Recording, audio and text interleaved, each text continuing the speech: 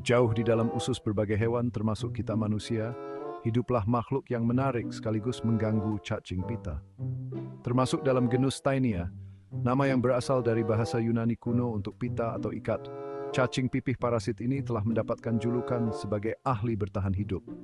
Mereka berkembang dengan memanfaatkan inangnya, menempelkan diri pada dinding usus dan menyerap nutrisi.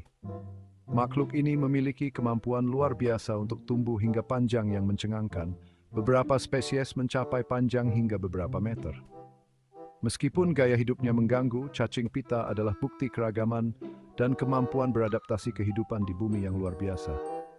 Keberadaan mereka meskipun tampak tidak menyenangkan, mengingatkan kita pada hubungan kompleks yang mengikat spesies yang berbeda.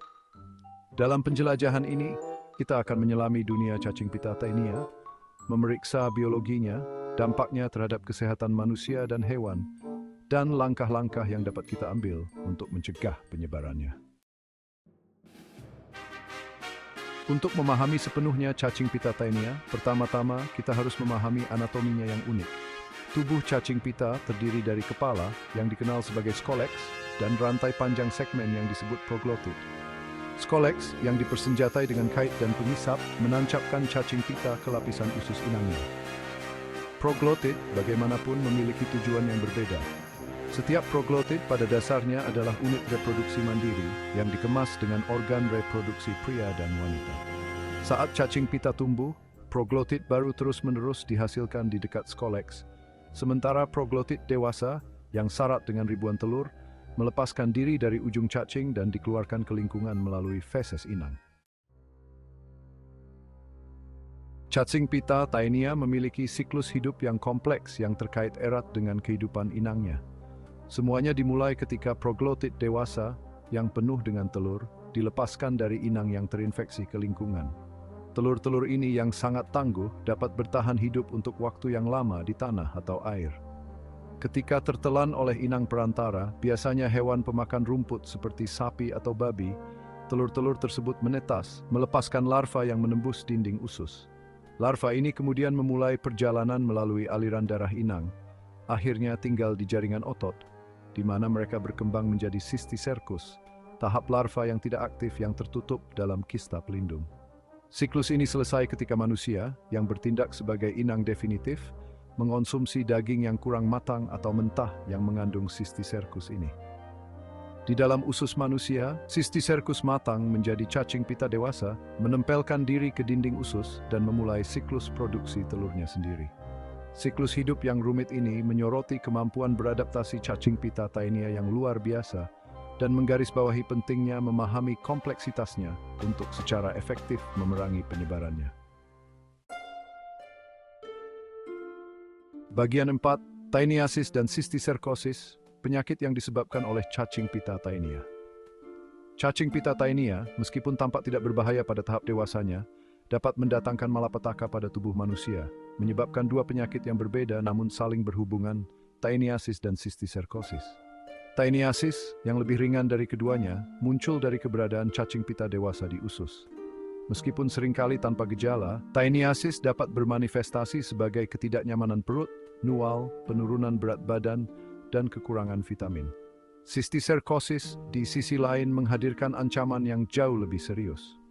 Kondisi ini diakibatkan oleh konsumsi telur Taenia, seringkali melalui makanan atau air yang terkontaminasi. Setelah menetas, larva bermigrasi ke berbagai jaringan, termasuk otak, otot, dan mata, membentuk kista yang memicu peradangan dan berbagai gejala yang melemahkan.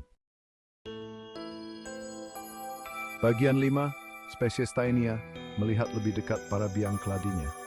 Di antara banyak spesies Taenia, 3 menonjol sebagai penyebab utama infeksi manusia: Taenia solium, Taenia saginata, dan Taenia asiatica. Taenia solium, cacing pita babi, terkenal karena kemampuannya menyebabkan Taeniasis dan Cysticercosis.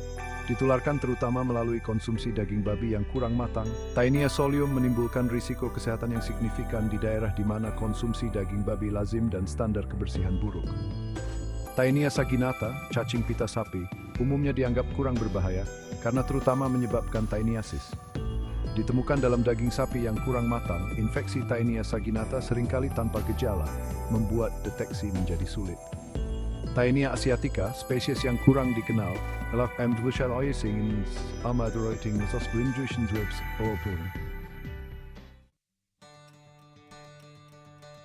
Bagian 6, pencegahan adalah kuncinya.